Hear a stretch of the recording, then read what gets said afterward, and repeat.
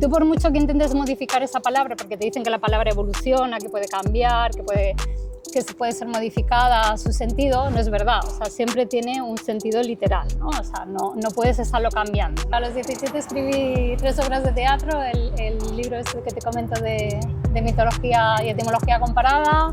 Escribí también algunas relatos góticos también. ¿Y todo eso con 17 años? En este momento caótico de mi vida, pues empiezo a encontrar esta especie de patrones, ¿no? Porque, no sé, siento como el impulso de buscar, me prestaba pues horas y horas, a lo mejor 10 horas al día, cada día, analizando mitos.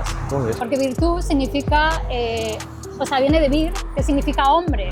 Entonces, claro, las mujeres no podemos ser virtuosas porque no somos hombres. Ahí tenemos un ejemplo, ¿no?, de lo que hemos dicho antes, de que usamos las palabras sin saber el significado. Y el problema es que se toma a la gente en la política como si fueran partidos de fútbol. Claro, eso digo, yo creo que la emoción se ha convertido en una manipulación política. Es que soy del Betis de siempre y siempre voy a ser del Betis, pero bueno, el Betis no va a hacer que vivas mejor o vivas peor, es decir, es inocuo en ese sentido, ¿no? O sea, nosotros, por ejemplo, tenemos la democracia.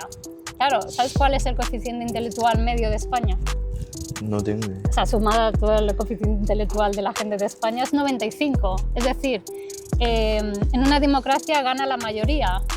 Claro. O sea, los que votan, la mayoría, tienen un coeficiente intelectual menor a 95, porque 95 es la media, también incluyendo los superiores. Claro. O sea, la religión la cree porque, de algún modo, bueno, claro, no había ninguna que entrara dentro de lo que yo entendía y entonces decidí crear la mía también porque...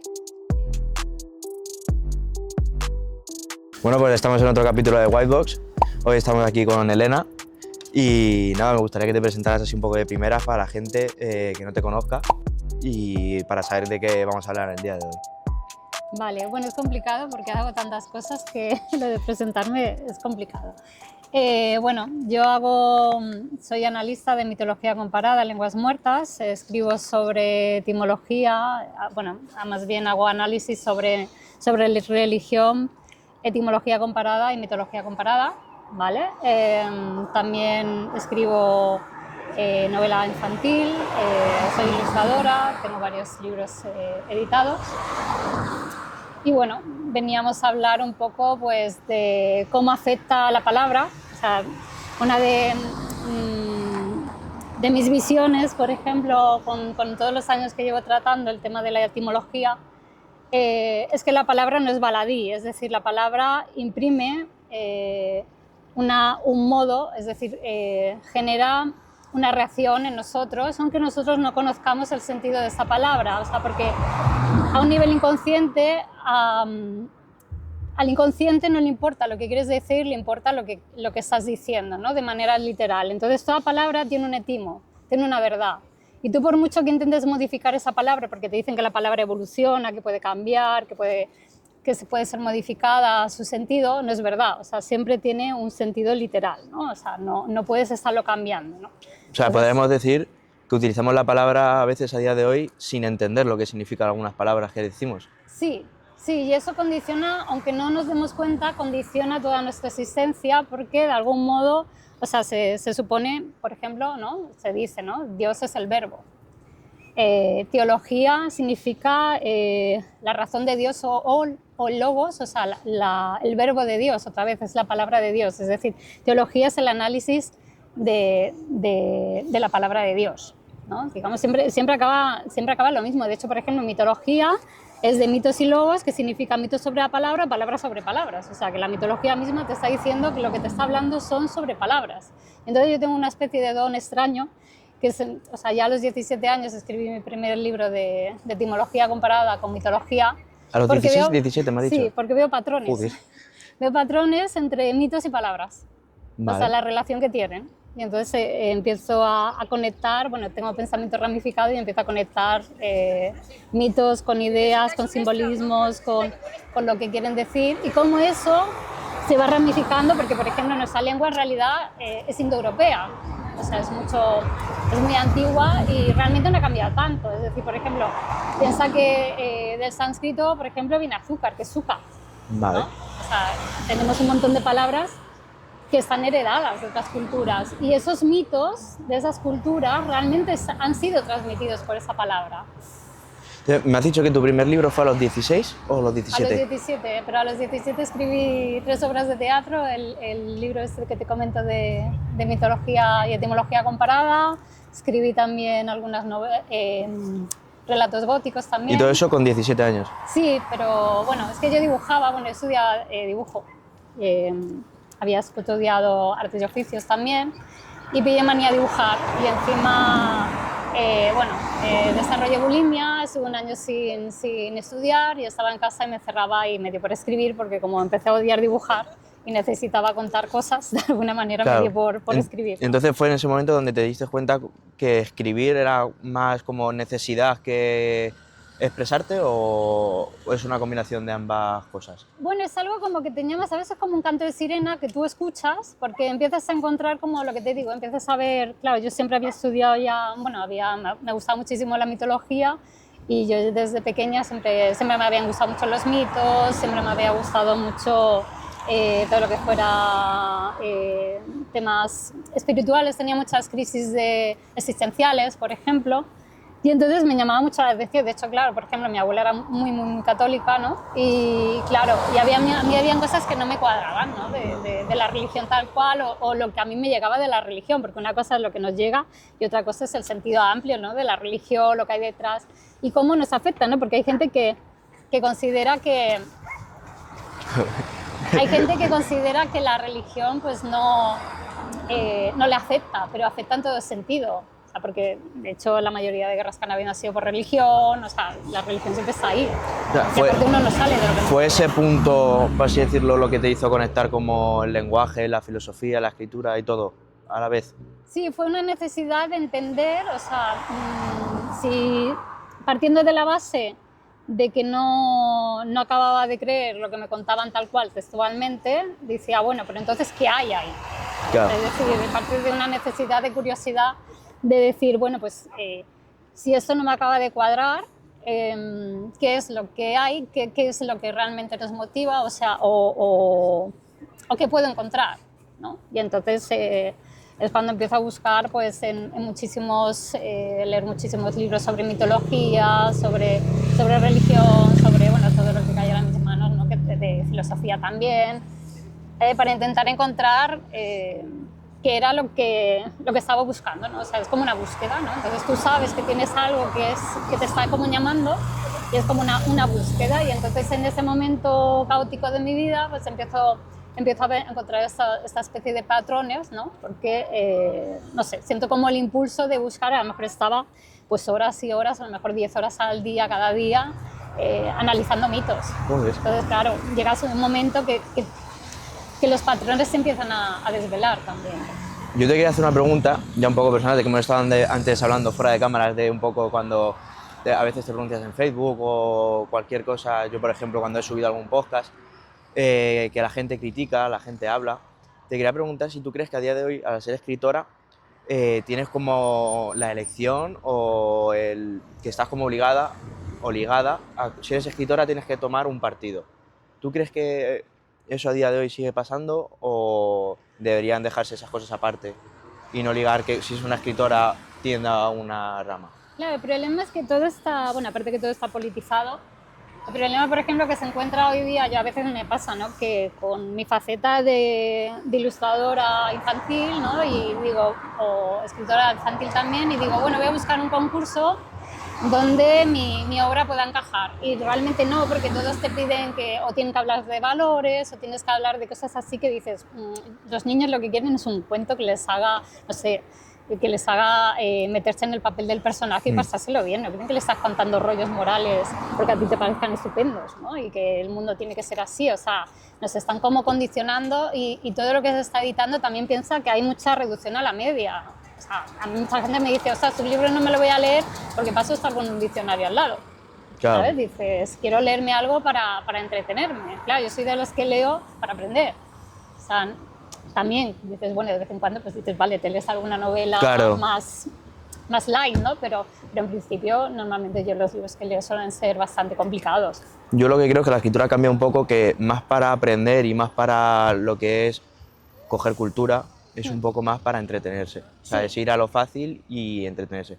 pero creo que tu escritura hace como una forma como de protesta o de resistencia un poco a lo que es ahora mismo la actualidad y un poco la sociedad, de cómo está yendo y de cómo puede acabar si seguimos, pues como tú has dicho, leyendo cosas como más light o haciendo más caso a tonterías que puedan haber en alrededor. Claro, también eso piensa que viene un poco de la religión, ¿no? Porque, claro, o sea, cuando los griegos, ¿no? Pues te hablan de las excelencias morales, o sea, lo que se llama las virtudes cardinales.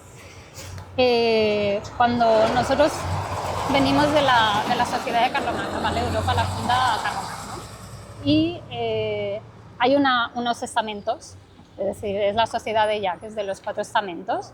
Entonces, estos 4 estamentos estaban pues los guerreros, el rey y los guerreros, están los religiosos, están los comerciantes y está el pueblo, o sea, el pueblo que son los campesinos, ¿no? Que la base de Europa en realidad es el campesino, o sea, el rey lo que tenía que hacer era proteger al campesino, o sea, es nuestra base, ¿no? Ahora que se nos están cargando todo el campo y tal, es que la base de la Europa de Carlomagno es el campesino. De hecho, San Jorge significa campesino. O sea, entonces cuando dicen por San Jorge, están diciendo por el campesino. Como ahora no hay que denostar al campesino, pues no se puede decir, ¿no? San Jorge, o sea, quedas mal. O sea, no, está siendo como vetada, ¿no? Su bandera, porque claro, retrae esa idea, ¿no? Entonces, es como una anulación. Una de las cosas que de alguna manera se promovía, porque claro, la sociedad de Carlomagno está fundada sobre el tema del neoplatonismo, como el cristianismo neoplatónico, ¿no? Al principio del cristianismo. Cuando cambia todo es cuando en Europa empieza el protestantismo. ¿Qué pasa? Que con el protestantismo lo que hace es que si bien te están pidiendo unas virtudes morales para alcanzar pues, un estadio superior del ser o alcanzar el cielo, como tú lo quieras llamar, lo que hacen los protestantes te dicen que no. Como ya no hace falta ser excelente para llegar al cielo, entonces empieza la reducción a la media, ¿no? Porque es como que todo aquel que sobresale, ¿no? El clavo que sobresale pide martillo. O sea, hay muchísimos dichos con el tema, no sé cómo lo llaman, lo de cortar la cabeza a la flor, a la amapola Sí, es como, claro, lo estamos viviendo, ¿no? Por ejemplo, ahora con la educación cada vez vamos a peor, o sea, la educación es cada vez que tiene que ser más integradora, hay que integrar a todo el mundo, nadie se puede sentir excluido de la educación, nadie puede ser excluido por nada, que es la sociedad, ¿no? Porque, claro, yo abogo porque tenemos que volver a decir que vivimos una civilización, porque una civilización lo que hace es pedirte, o sea, exigirte, o sea, con palabra, o sea, tú eres un civis, y el civis está sujeto a unos derechos, hay unas obligaciones, pero tiene unos derechos, ¿no? Y ahora lo que quiere la gente en la sociedad es tener derechos, pero no tener esas obligaciones. Las dos cosas tendrían que ir juntas. Entonces, claro, sociedad, cuando cambiamos la palabra civilización por la palabra sociedad, sociedad simplemente significa seguidor. O sea, no te exige nada para estar ahí, o sea, no te exige nada para formar parte de esa sociedad. En cambio, una civilización sí, te pedía una moral, ¿sabes? Que tú tuvieras unos deberes y unas obligaciones con respecto pues, a tu patria, a los estamentos que habían, es decir, tú te tenías que comportar de una manera cívica.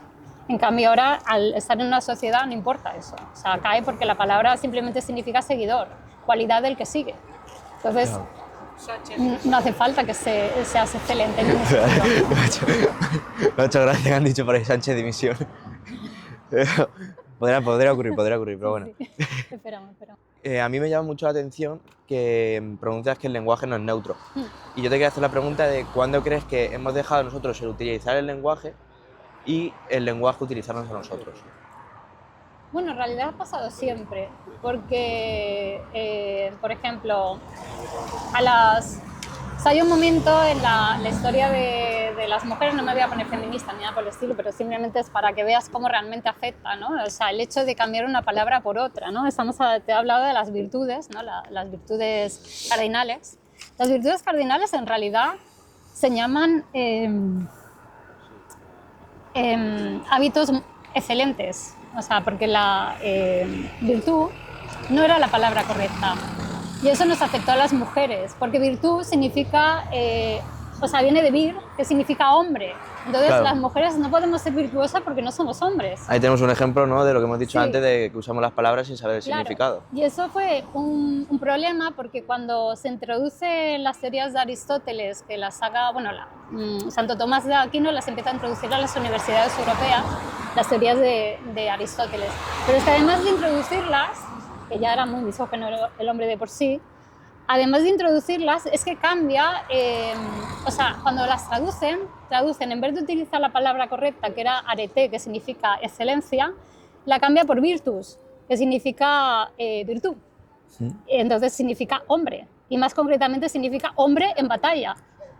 O sea, es la excelencia del hombre en batalla. Claro, virtud. que de feminismo Entonces, claro, tiene poco. las mujeres no podemos ser virtuosas. Entonces las mujeres se dejan, o sea, claro, o sea, piensa que estaban antes de, eso fue en el siglo XIII, pues estaba la teoría de la complementariedad de los sexos, ¿no? Que hombres y mujeres, los dos eran dignos por igual porque los dos generaban al ser humano.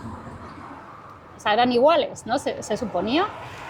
Y entonces en ese momento, por ejemplo, las mujeres pues tenían muchísimo más protagonismo que cuando empieza a imponerse las teorías de Aristóteles, que pasamos a la polaridad de los sexos, porque claro, como Aristóteles consideraba que era la mujer era un hombre mal hecho o un hombre desvirtuoso, pues claro, si a eso le sumas que encima no podíamos tener virtud, No se sostiene. claro, ahí empezamos cosas que no. a caer, o sea, se nos empieza a torcer todo Claro, para nosotros de una manera bárbara. Que actualmente no tendrían sentido utilizar esa palabra, entonces. La gente lo utiliza porque no sabe lo que significa. Exactamente. La palabra tolerancia también, o sea, es una manera de manipulación, porque cuando te dicen que tienes que tolerar, tú no sabes lo que significa tolerar. Tolerar significa aguantar, a que no significa, o sea, no sientes que Claro. es lo mismo cuando yo te digo tienes que aguantar esto, que tienes que tolerar esto. Sí. No es lo mismo. ¿Por qué? Porque tolerar viene de tolerare, que es, perdón, tolere, que viene a significar, o sea, están las palabras, por ejemplo, atlas, que sujeta al mundo, que es una carga, ¿no? O sea, tener que estar aplastado por una carga, de ahí viene también la palabra talión, o sea, que es como una especie de tortura, ¿vale? Y viene también, también está sujeto al significado de impuesto, o sea, es un impuesto que te están poniendo moral. Claro. Entonces, claro, cuando tú coges y te dices tienes que ser empático y tienes que tolerar, claro, lo que te están diciendo es que tienes que estar enfermo por soportar al otro.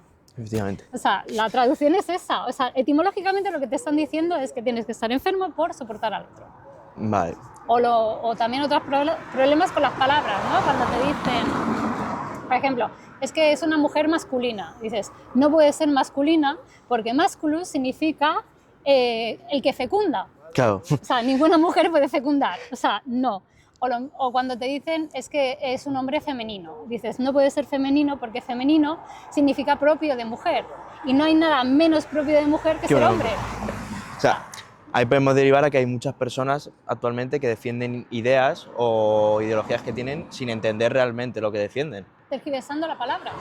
Pero a nivel inconsciente, al inconsciente lo que te digo, no le importa lo que quieres decir, le importa lo que estás diciendo. Literalmente lo que dices. Y la palabra tiene el poder de manipularte. Y aparte, claro, o sea, es como que tu inconsciente se burla de ti porque no lo estás entendiendo. Porque al final está el consciente y el inconsciente. El inconsciente siempre es más poderoso. Piensa que el inconsciente rige tu sistema simpático y el parasimpático. Entonces, si te llevas mal con el inconsciente, estás jodido. Vamos mal. Sí, o sea, rige tus latidos del corazón cuando parpadeas, cuando tienes que defenderte, o sea, te tienes que llevar bien con el inconsciente.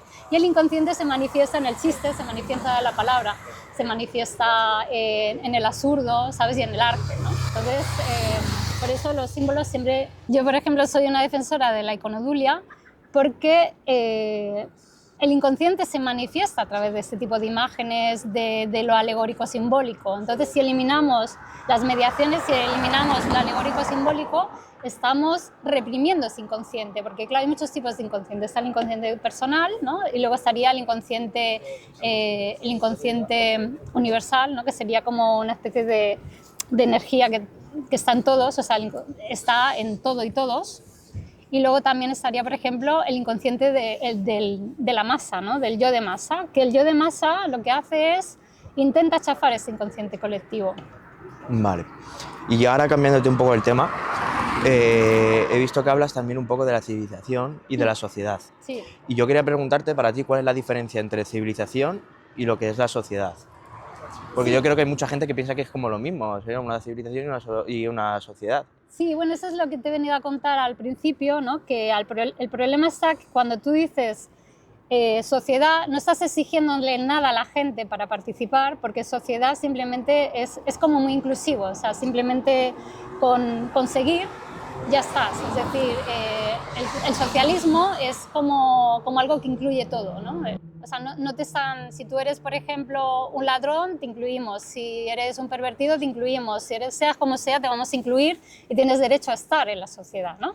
En cambio, civilización, tú tenías que mostrar una excelencia moral, una cierta actitud. O sea, te exigía unas obligaciones, tenías unos derechos, pero sobre todo tenías obligaciones también para poder disfrutar de esos derechos. Ahora todo el mundo te clama derechos, pero no te claman obligaciones, ¿no? O sea, todo el mundo te dice, no, es que los derechos humanos, es que tengo mis derechos humanos. Y como salía el otro día, ¿cómo se llama? Bukele, ¿no? Que decía aquello de cuando le viene la presentadora y le dice, es que los derechos humanos de la gente que está en la cárcel, y dice, ya, pero a mí nunca me vinieron a exigirme los derechos humanos de la pobre gente a la que mataban, a la que le cortaban las manos, ¿no? Y dice, claro, o sea, estamos en un punto que es la reducción a la media, que es la mediocridad, y entonces hay que hacer el mundo más igualitario, ¿no? Más igualitario es igualar a la gente, es decir, que no, pues lo que decíamos, no con los libros que todo el mundo entienda, cosas en las que pueda participar todo el mundo. O sea, no se busca la excelencia en la sociedad. Básicamente, ahora actualmente estamos pagando un poco de consecuencias dentro de la cultura porque tenemos una cultura como que se centra más en los derechos que en el deber. Sí. Básicamente. Sí. Vale. Claro, y si tú no estás de acuerdo, pues entonces eres fóbico o eres cualquier cosa de la que te puedan tildar, ¿no? O sea, tienes que ser como... Como poner también límites, ¿no? Sí, claro, es aquello que entonces te exigen pues, que tienes que tener empatía por el otro, y lo que te digo, al final es ponerte enfermo por el otro. Si tú estás viendo que el otro es idiota, ¿sabes? O, por ejemplo, yo utilizo mucho en redes la palabra imbécil, ¿no? Te dicen, ¿por qué dices anti-imbécil? Porque es correcta. Es decir, es que si alguien no tiene sostén para su discurso, es imbécil, porque imbécil viene de sin báculo, sin bastón, porque no tienes algo en que apoyar tu teoría, con lo cual la persona que no tiene donde apoyar su teoría es imbécil, pues la palabra correcta es imbécil. O sea, si yo te pongo un caso, ¿tú qué crees que ocurriría en una sociedad donde no existiesen límites, por ejemplo? ¿No hubiese alguien que pusiese...? Estamos en ello. O sea, hay una disolución de los límites. Piensa que la disolución de los límites, o sea, ahora yo puedo ser, ¿cómo se llaman esto de con las caras de perro? Los Turian, algo así, Tarian, ¿no? ¿Cómo se llaman? ¿Terians? ¿Cómo se llaman? No No sé ninguno. Bueno. Terian, los Terian. Los Terians. Claro, o sea, es la disolución del límite, siempre es psicótico, ¿vale? O sea, es la psicosis es cuando empiezas a no sentir que hay un límite entre yo y tú, yo y el resto, ¿no? O sea, la sociedad es prepsicótica, de alguna manera tiene que tener unos límites, ¿no? ¿Qué pasa con por ejemplo, Jung alegaba que la religión era un escudo contra la psicosis porque te ayudaba a mantener esa parte, o sea, lidiar con los arquetipos, con manifestaciones que tú no sabías del inconsciente, te ayudaba a, de alguna manera, poderlas canalizar. Luego también piensa que cuando los juicios de Nuremberg sacó una palabra que es Miltaufer. Miltaufer significa seguidor, lo mismo que significa sociedad, ¿no? Entonces, Miltaufer hacía referencia a la gente que no se había opuesto, por ejemplo, al nazismo. Es decir, porque claro, una de las preguntas que se hicieron en los juicios de Nuremberg fue como gente normal realmente no paró toda la situación que estaban viviendo. Porque eso es la ignorancia pluralista. Si nadie hace nada, tú no haces nada. Tú simplemente lo dejas pasar porque mientras a ti no te afecte, no te acaba de importar. Porque si ves que a nadie le preocupa, no te preocupa tampoco a ti. Entonces, claro, tenemos un problema y un peligro, ¿no? Básicamente en poder confundir lo que es la palabra empatía con virtud. Sí, bueno, es un problema porque la empatía, primero que la empatía sana es limitada. O sea, tú no puedes tener empatía por todo el mundo. La empatía es para la gente que es cercana a ti, casos concretos, pero quieren que la tengas con todo el mundo. Si tuviéramos empatía con todo el mundo, moriríamos. O sea, no puedes estar sufriendo por el universo entero. De hecho, hay uno de los bestsellers cuando se creó cuando la imprenta, fue La nave de los locos, que eran 100 locos que iban en una nave a las Islas Bienaventuradas, ¿no? En busca de las Islas Bienaventuradas. Imagínate la historia, 100 locos. Pues te explicaba 100 tipologías de locos. Y estaban locos como Atlas, que sujetaba el mundo. Es que intentar sujetar el mundo es de locos. Y entonces, claro, lo que pasa es que nos han vendido el tema de... Hay una cosa que se llama como... o sea, el ser humano, según la psicología social, lo que es un favorecedor de la desigualdad, ¿no? Nos queremos sentir superiores a aquel al que ayudamos, ¿no? Y entonces está un poco el tema del salvador blanco, ¿no? Y la gente se cree que tienen que ser los grandes salvadores blancos, que tienes que estar salvando al resto de la humanidad, y dices, bueno, primero, estate tú bien, ¿no? ¿Estás Claro. bien mentalmente? ¿Estás bien en tu entorno? ¿Lo que tienes a tu alrededor está bien? Céntrate en eso y deja que aquellos se apañen ellos, Claro. ¿sabes? Porque también les estás quitando el derecho a que sus países prosperen. O sea, ¿por qué tenemos que estar ayudando a todo el mundo? O sea, Tendríamos- es así, o sea, tú tienes que partir siempre, por ejemplo, en temas místicos, siempre el bienestar siempre parte de uno mismo. O sea, es decir, la compasión la tienes que tener contigo mismo, ¿vale? Cuando uno está bien con uno mismo, está bien con lo que le rodea. No intentas cambiar lo que te rodea. Yo creo que actualmente lo malo que hay es que y creo que pienso igual que tú, es que vivimos como en un colectivo infantil, que a día de hoy tenemos nuestros problemas, tenemos Sí. a lo mejor un gobierno que no está haciendo las cosas bien, bueno, a lo mejor no, tenemos un gobierno que está haciendo las cosas bien, estamos viendo escándalos públicos, pero decidimos quedarnos callados y protestar, a lo mejor salir a la calle por otras tonterías o dejar de leer cosas que nos aportan, cosas de nuestra historia y fiarnos más de a lo mejor lo que puedan decir otros países sobre España, por el caso de Inglaterra. Que de eso creo que hablabas tú también, un poco, ¿no? De los ingleses, un poco con la historia que hay en España. Sí, bueno, viene porque nosotros, por ejemplo, seguimos siendo católicos y ellos son protestantes. Entonces, claro, como los católicos somos adoradores de imágenes, nos tratan como que somos, bueno, pues que somos un poco supersticiosos. O sea, nos denostan por ahí, ¿no? Es decir, ellos como que son los racionales y nosotros como que somos fantasiosos, ¿no? De alguna manera. Yo creo que en eso tenemos un problema también con lo que te he dicho de actuar el gobierno y eso, que yo creo que la emoción, lo hemos estado hablando antes cuando hemos tenido que cortar, me había dicho la mentira piadosa o cómo es, cuando seguías votando al mismo partido aún así.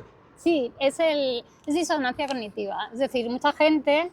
Claro, tú cuando pones mucho esfuerzo, es que el problema es que se toma a la gente en la política como si fueran partidos de fútbol. Claro, eso es lo que te digo, ¿no? yo creo que la emoción se ha convertido en Claro, una una cosa manipulación es que tú digas, política. Es que soy del Betis de siempre y siempre voy a ser del Betis, pero bueno, el Betis no va a hacer que vivas mejor o vivas peor. Es decir, es inocuo en ese sentido, ¿no? Es decir, simplemente sirve para que tú tengas esa cohesión de grupo y ya está.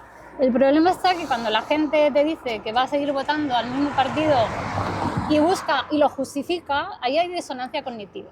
Es decir, han puesto tanto esfuerzo o toda la vida han estado creyendo que esta gente iba a mejorar su vida, con lo cual pensar que han estado tantos años equivocados les genera mucho conflicto, con lo cual les van a seguir, o sea, van a obviar las cosas que hacen mal y se van a fijar en las que les interesan. Efectivamente. Y es disonancia cognitiva. Yo te voy a hacer una pregunta. ¿Tú qué crees qué tipo de liderazgo, haría falta en una civilización? En una civilización, piensa que, bueno, para los griegos, o sea, creían en la... O sea, nosotros, por ejemplo, tenemos la democracia. Claro, ¿sabes cuál es el coeficiente intelectual medio de España? No tengo idea. O sea, sumada todo el coeficiente intelectual de la gente de España es 95. Es decir, en una democracia gana la mayoría. Claro. O sea, los que votan, la mayoría, tienen un coeficiente intelectual menor a 95, porque 95 es la media, también incluyendo los superiores. Claro. O sea, entonces, claro, estamos, o sea, tristemente es el gobierno de los mediocres. Vale. ¿Vale? La democracia, en realidad, porque es el gobierno de lo que opina la media. Efectivamente. Y la media, al final, Baja la estadística. es lo que hay. O sea, si te paras a mirar las estadísticas, es lo que hay, ¿no? Y entonces, por ejemplo, los griegos creían, bueno, sobre todo en el concepto micénico de la aristocracia, que no es como tenemos pensado la aristocracia inglesa y tal, no. O sea, aristos significa los mejores, ¿saben? Significa los mejores, entonces era los mejores de cada materia, pues tendrían que ser los que gobernaran. Claro. Por ejemplo, pues pon un ingeniero de caminos mejor ingeniero de caminos pues para el tema de transportes, o no te puede dirigir tampoco, o sea, tienes que tener muy claro la pirámide, porque el ser humano no es un pensador nato, es un imitador nato. Si tú arriba del todo pones una persona que no es válida, la gente va a imitar eso. O sea, es como, es el tope, claro. ¿no? Es como tu ejemplo a seguir. Como seguir al líder por seguirle.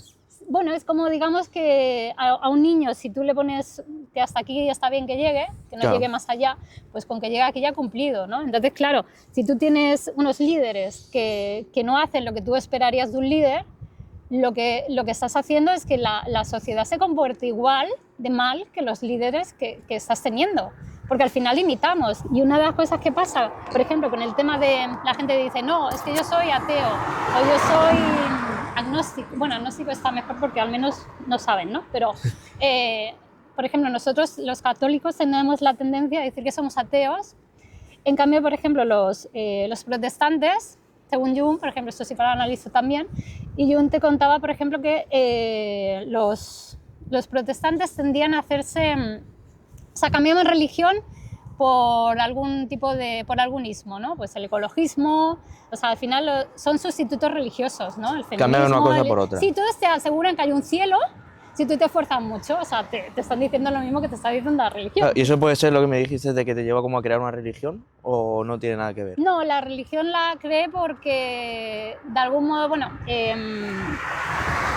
claro, no había ninguna que entrara dentro de lo que yo entendía, y entonces decidí crear la mía también porque en un momento en el que si no eras, o sea, en un momento como en el actual, que si no eres inclusivo estás mal visto, el hecho de crearte, ya que veía que no había ningún partido en ese momento, o en ese momento pues no estaba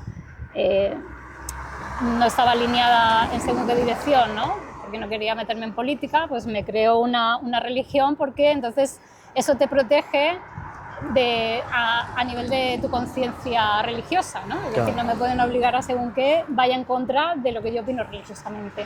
Vale. Entonces es un poco como un escudo. Yo quería hacerte una pregunta, ¿crees que aún es posible encontrar una civilización basada en las virtudes? ¿O estamos muy lejos de conseguirlo? Claro, o sea, culturas como, por ejemplo, Australia, en España también, o sea, hay muchos países que están en esta reducción a la media, que no quieren que la gente de alguna manera destaque, ¿vale? Quieren que todo sea igual, que todo sea igualitario. Entonces, claro, mediocre significa que está en medio, ocris significa cima de la montaña, ¿vale? Puntiagudo. Mediocre es el que está en medio de la montaña, que no llega a subir, no ha subido del todo. Entonces, es lo que viene a significar esto. Y hay países, por ejemplo, como China o Estados Unidos, que sí que aún pues, se sigue buscando que la gente pueda llegar a esa excelencia, ¿no? O sea, no son tan igualitarios, me refiero. El problema es de los países que pretenden ser igualitarios en todo. Claro. Porque de alguna manera, si lo igualas todo, es que ninguno tampoco destaca. O sea, si destacas está mal. O sea, tienes que estar en el medio, todo tiene que ser incluido en el medio, ¿no? Entonces, claro, es un problema que entonces no dejas tampoco prosperar, ¿no? Porque también, por ejemplo, lo que te digo, ¿no? La inteligencia siempre ha estado mal vista. Siempre está criticada. Sí, primero porque no es un logro, o sea, un científico hasta que no gana un premio, hasta que no le reconocen, nadie le reconoce su esfuerzo. Que no ven que se esfuerce diariamente pues algo que lleva dentro. Claro, el deporte es más fácil porque tú ves como pues, puedes contabilizar goles, puedes contabilizar cuánto corre alguien, o sea, es mucho más visible, aparte se juega algo más emocional, ¿no? Porque tú animas a ese jugador determinado, lo que sea, y eso también te provoca una euforia, pero en cambio la creación mental siempre es solitaria. Entonces ahí nadie, y encima tampoco la puedes compartir porque nadie te entiende. Vale, ya para ir casi ir cerrando, te quería hacer una pregunta, que es, tu mensaje, ¿cómo lo resumirías solo en una idea? No sé si serías capaz de resumírmelo en una idea, para que la gente lo capte y diga, pues a lo mejor deberíamos empezar a tomar conciencia. Claro, a ver, como mensaje.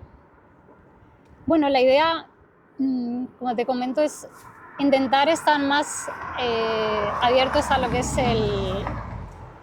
o sea, por ejemplo, nos tenemos que ir a las ideas platónicas, ¿no? O sea, Platón te contaba que había un núcleo donde estaba toda la información, ¿no? Que de alguna manera tú puedes conectar con esa información porque nacemos con eso dentro. Y tú conectas con esa información en esas excelencias, en esos hábitos excelentes. Si tú estás siempre, pues tú te esfuerzas en trabajar aquello que se te da bien, ¿no? Aquello que de alguna manera tú sientes un llamado para poderlo realizar, tú puedes empezar a escalar esa especie de grada, ¿no? Para llegar a esos... Como si fuera una carrera. Sí, a esos pensamientos excelentes que están en algún lugar, porque en el fondo los tenemos dentro. Lo que pasa que, o sea, es como, por ejemplo, Tesla lo decía, ¿no? Tesla te decía que hay un núcleo en el universo que él canaliza, que es el que le aporta las ideas, y no ha sido el único que lo ha dicho. Hay muchísima más gente de genios reconocidos, ¿no? Pues que te dicen que ese núcleo existe, ¿no? Y lo que pasa que eso aflora, o sea, son como verdades que son inmanentes a todo, al universo, ¿no? Que de alguna manera las puedes captar, ¿no? Lo que pasa es que está la dicotomía, por ejemplo, en matemáticas de si esas ideas eso ya estaba ahí para que fuera pensado o realmente lo hemos creado nosotros, ¿sabes? O sea, siempre hay esa polaridad entre lo neuménico y lo fenoménico, ¿no? Digamos, o sea, siempre está entre... Es que de ahí viene en realidad toda la religión, ¿no? Que hay una parte que cree que sí que existen esos conceptos, o sea, o esas ideas que uno puede alcanzar en la excelencia, y los que niegan eso porque son más prácticos, porque no son capaces de canalizar eso con los sentidos, ¿no? O sea, están fijados como mucho en lo que sientes y no tienen esa imaginación tan desarrollada quizá para llegar a un mundo de ideas, porque el ser humano es más lo que te comentaba, es más un imitador nato, ¿no? Porque sí, que alguien... la gente te dice, no, pero yo soy un individuo y yo pienso lo que quiero. Y dices, no, tú vas Piensas imitando, en colectivo, o sea, masa. estás haciendo lo que hace todo el mundo. Claro. Y te dicen, no, pero te siguen insistiendo que ellos hacen lo que quieren, que son librepensadores. Sí, que somos libres, pero al fin y al cabo claro, seguimos un si patrón. tú le preguntas a alguien, ¿qué idea has tenido alguna idea realmente original en tu vida? No la han tenido. Claro, o sea, no la han tenido. O lo mismo cuando te dicen, no, es que soy un individuo. Dices, individuo, tú coges al individuo, lo pones en el monte y que sobreviva. ¿Sabes? Ya verás qué rápido te dice que quiere volver. ¿No? Porque somos seres sociales. Pues si no les ha quedado claro con eso, no les va a quedar.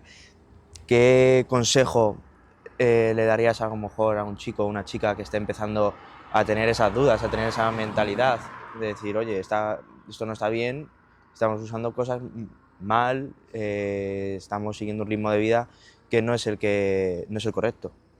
Bueno, siempre, por ejemplo, yo que ya tengo una edad, claro, ves que la vida va bastante de construir. O sea, no puedes estar esperando que la vida te dé las cosas, no, te tienes que esforzar. O sea, a mí cuando la gente me dice, cosas, pero ¿cuántos libros tienes escritos? Tengo un montón. Digo, claro, yo llevo 30 años escribiendo, me despierto cada día a las 4 de la mañana para ponerme a escribir. Entonces, da igual que sea fin de semana, yo cojo, me levanto y me pongo a escribir, ¿sabes? Entonces tengo el hábito, o sea, un hábito y haces de ese hábito una excelencia. Entonces es el hecho de que empieces a construir ya desde temprana edad. O sea, desde temprana edad que puedas ir... Desde que lo sientas. Sí, porque, por ejemplo, mucha gente, ¿no? Pues te dice, ay, es que al final no he tenido hijos, no he tenido tal, no tengo una casa, no tengo tal. Y dices, bueno, pero ¿qué has ido construyendo, no? Porque yo qué sé, yo, por ejemplo, con 18 años, cuando yo tenía 18 años, ya me metí en una hipoteca. Entonces dices, y la gente, entonces te podías meter en una hipoteca, ¿me entiendes? Ahora yo creo que es imposible. Cuando alguien más mayor que yo me dice que no tiene casa, que dices, bueno, todos si tenemos con 18 24 horas. años ya me compré una casa. O sea, se podía en aquel momento. O sea, ahora me dices, sí, ahora están unos precios horribles, ¿no? Pero puedes crear algo. ¿Sabes? Entonces podías. Entonces, claro, dices, tú ya tienes que empezar a construir. O sea, no puedes esperar, no, es que yo quiero algún día escribir una novela, yo quiero algún día, pues, tener... coger y hacerlo. Empieza ya.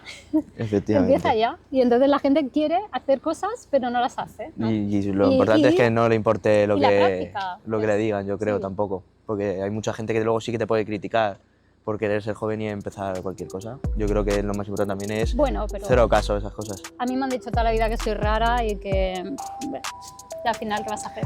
Hay cosas para todos. Sí, aparte de lo que yo digo, a mí que he dicho que me dijeran que siempre que soy rara, que soy rara, que soy rara, ¿Te como no gustaba? he esperado que hiciera nada normal, he hecho lo que me da la gana. Porque no es una presión, ¿sabes? Es lo importante. Sí, sí. Pues bueno, espero que os haya gustado esta charla hoy con Elena y nos vemos en el próximo capítulo.